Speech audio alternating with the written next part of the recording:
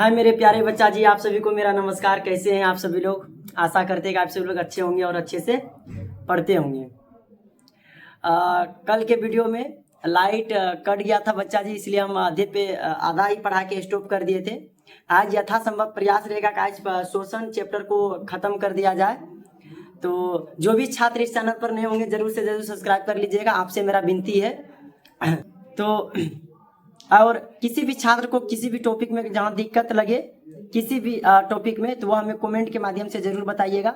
हम उसको अच्छे से वीडियो बना के आप तक पहुँचाएंगे। तो चलिए वीडियो को हम लोग स्टार्ट करते हैं, बने रहिए वीडियो के साथ। चलिए बच्चा जी, अब हम लोग आगे देखते हैं। जो कल जो हम लोग देखे थे वीडियो में, तो कल हम लोग पढ़े थे कहाँ तक? हम लोग पढ़े थे प्रमुख जीवों का शोषण अंग पढ़े थे। प्रमुख जीवों का शोषण अंग तक पढ़ लिए थे और आज हम उनसे थोड़ा सा आगे बढ़ते हैं। देखिए पॉइंट मेरा क्या बोलता है बच्चा जी, आप सभी लोग पहले स्क्रीनशॉट ले लीजिएगा। यहाँ पे लाइट है बच्चा जी, इसके लिए हम क्षमा चाहते हैं।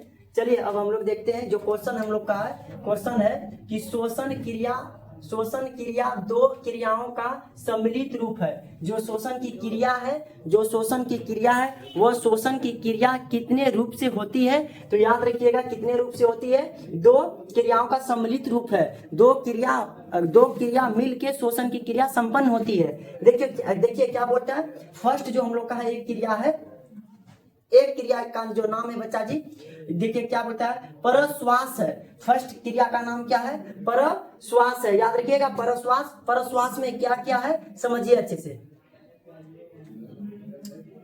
श्वसन क्रिया के दौरान हवा का नासिका मतलब नाक, नासिका मतलब क्या? नाक। याद रखिएगा नासिका नाक से होते हुए फेफड़ों तक पहुंचता है। फेफड़ों तक क्या होता है? पहुंचता है। अब देखिए बोलता है एवं ऑक्सीजन का फेफड़ों की दीवारों में स्थित रक्त कोशिकाओं के माध्यम से हीमोग्लोबिन की सहायता से शरीर के सभी कोशिकाओं में जाने की प्रक्रिया को या क्रिया को प्रश्वास कहते हैं। याद रखिएगा इसको अच्छे से आप सभी लोग। देखिए क्या बोलता है कि जो शोषण है, जो सांस है, जो शोषण की क्रिया है के दौरान हवा को कहां से? नाक से कहां लेते हैं? फेफड़े में।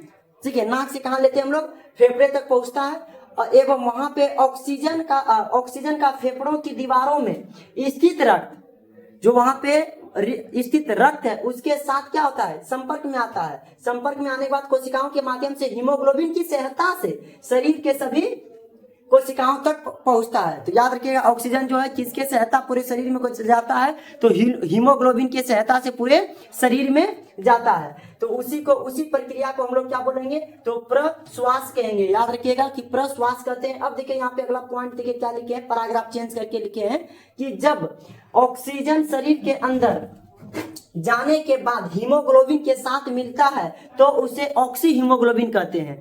तो याद रखिएगा बच्चा जी कि बोलता है कि जब ऑक्सीजन शरीर के अंदर जाता है और वह हीमोग्लोबिन से मिलता है तो उसी को क्या बोलेंगे? तो ऑक्सी हीमोग्लोबिन कहेंगे। उसी को क्या कहेंगे? उसी को हम लोग क्या कहेंगे? तो ऑक्सी हीमोग्लोबिन कहेंगे। यहाँ पे लिखा हुआ है ऑक्सी हीमोग्लोबिन कहते हैं। तो याद रखिएगा आप सभी लोग अच्छे से। अगला देखिए इसका एक समीकरण है बच्चा जी। हीमोग्लोबिन तो पहले से है शरीर के अंदर, हीमोग्लोबिन पहले से, और उसमें जाके ऑक्सीजन मिल गया। उसमें जाके कौन मिला? ऑक्सीजन मिला। तो बन गया क्या? Oxy haemoglobin. बन गया क्या? Oxy haemoglobin. चलिए अब हम लोग फर्स्ट सम्मिलित रूप को देखें, अब दूसरा सम्मिलित रूप को देखते हैं।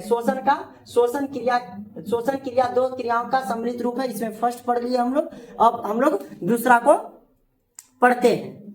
मेरे प्यारे बच्चा जी, अब देखते हैं हम लोग दूसरे पॉइंट को। दूसरा जो पॉइंट है हम लोग का, दूसरा पॉइंट है उच्छ्वास क्या है?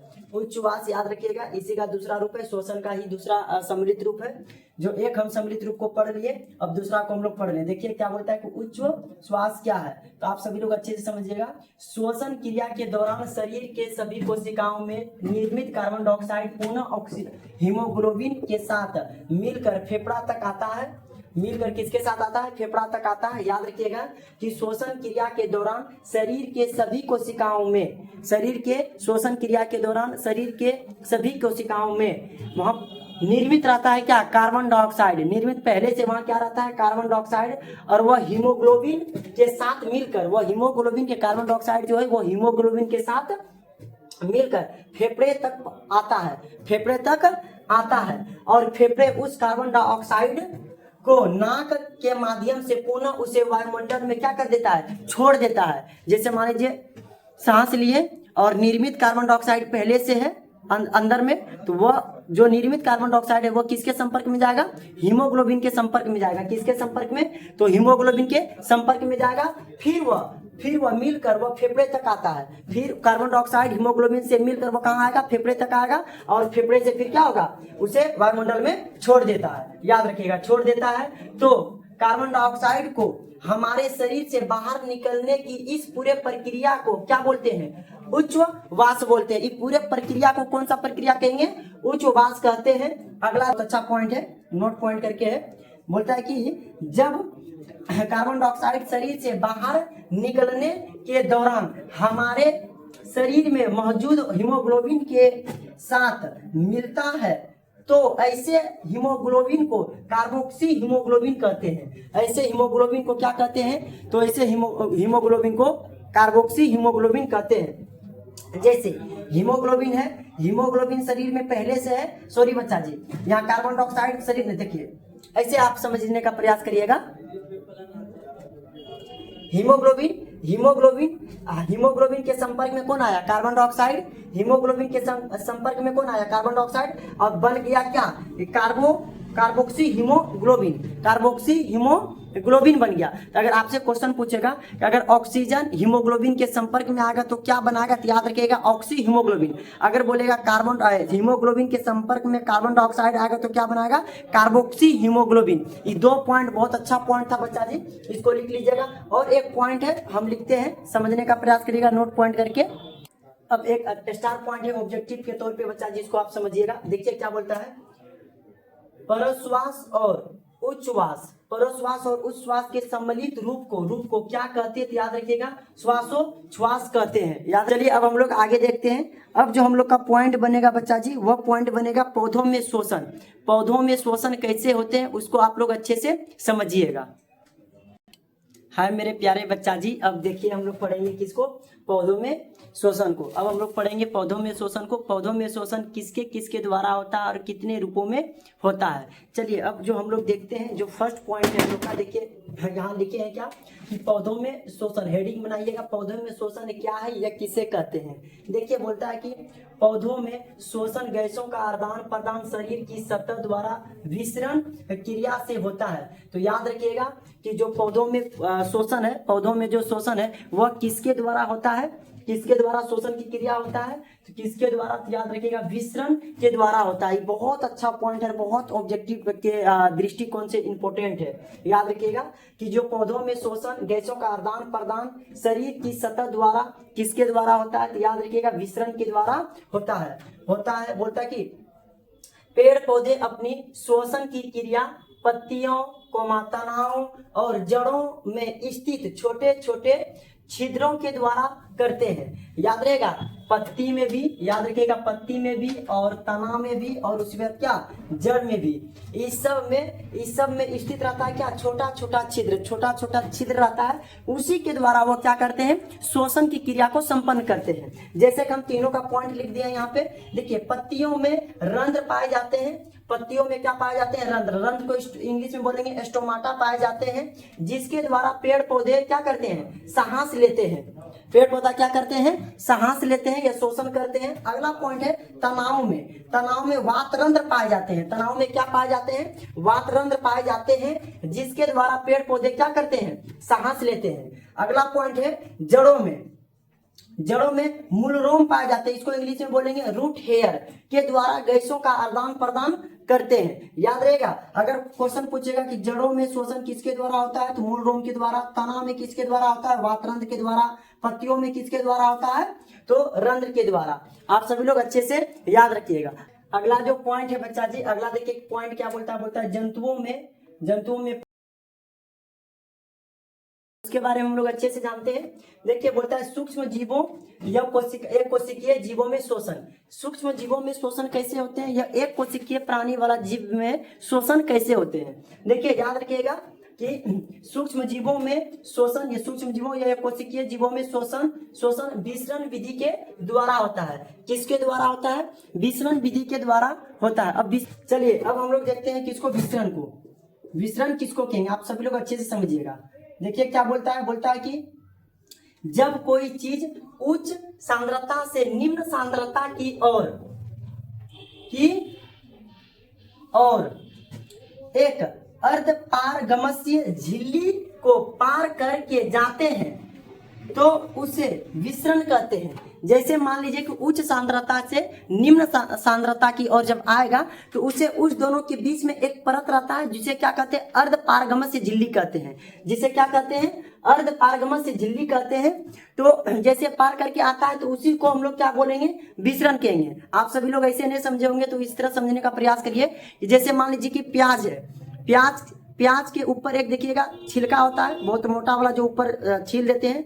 तो याद रखिएगा जब जैसे उसको छीलते हैं तो उसके अंदर जो प्याज का छिल्ली रहता है, उसके बाद एक पतला जैसा देखिएगा, पतला जैसा दो प्याज के झिल्ली के बीच एक और पतला जैसा परत होगा, जिससे उसी को ही हम लोग बोलेंगे क्या, अर्ध पारगम्य झिल्ली कहते हैं। याद रखिएगा एकदम प्लास्टिक की तरह रहेगा, पॉलीथीन की तरह देखने में रहता है, एकदम पूरा पतला।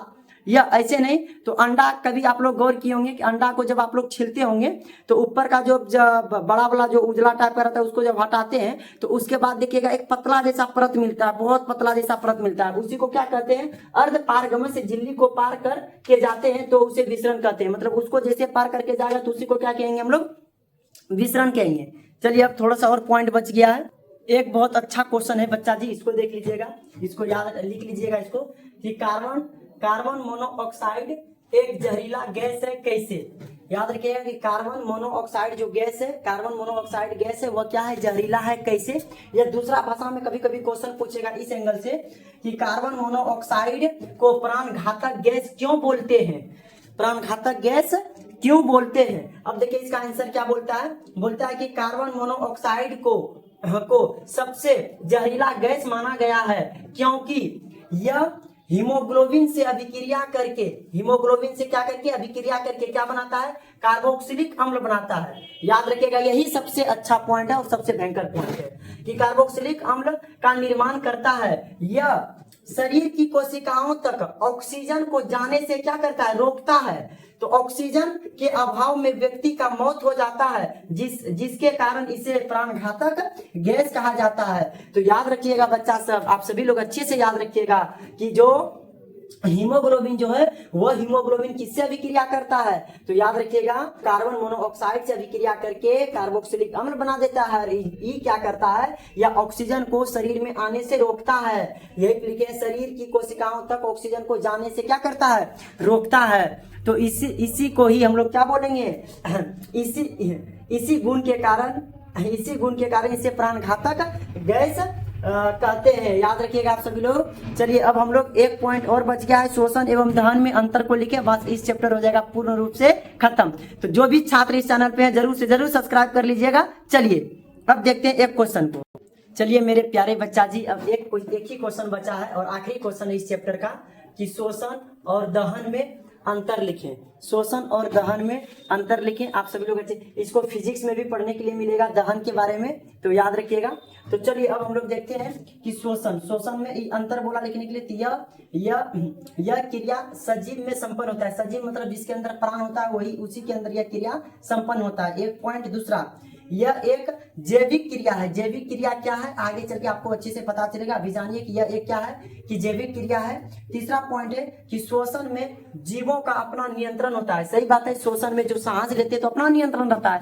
मन होगा तो सांस लेंगे, मन नहीं होगा तो 1 मिनट रोक के रखेंगे।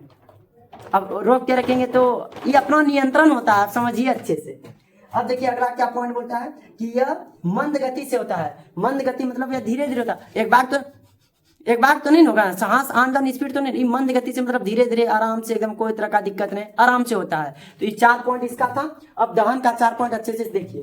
बोलता है कि यह निर्जीव में होता है। यह क्रिया किस में होता है, निर्जीव मतलब जिसमें प्राण नहीं हो, यह निर्जीव में होता है। दूसरा, यह एक रासायनिक क्रिया है। यह जैविक क्रिया था तो यह क्या हो गया, रासायनिक क्रिया है। अगला देखिए पॉइंट बोलता है कि इसमें नियंत्रण नहीं बना होता है। सही बात, आग लग जाएगा तो बच्चा इसमें नियंत्रण है, संभव भी नहीं कि पानी दे के बुझा देंगे, बहुत मुश्किल होता है बच्चा जी। अब देखिए चौथा पॉइंट है कि यह तीव्र गति से होता है। यह कौन गति से होता है? तो तीव्र मतलब स्पीड से होता है। और यह द एंड हो गया। और क्या हो गया? यह चैप्टर पूर्ण रूप से खत्म हो चुका है बच्चा जी। तो याद रखिएगा, जैव प्रक्रम का ऑब्जेक्टिव, अवशोषण का ऑब्जेक्टिव, उत्सर्जन का ऑब्जेक्टिव, परिवहन का ऑब्जेक्टिव, चारों शायद एक ही वीडियो में हम लाएंगे। तो जो भी छात्र होंगे जरूर से जरूर इस चैनल को सब्सक्राइब कर लीजिएगा मेरे प्यारे बच्चा जी। चलिए मिलते हैं अगले वीडियो में।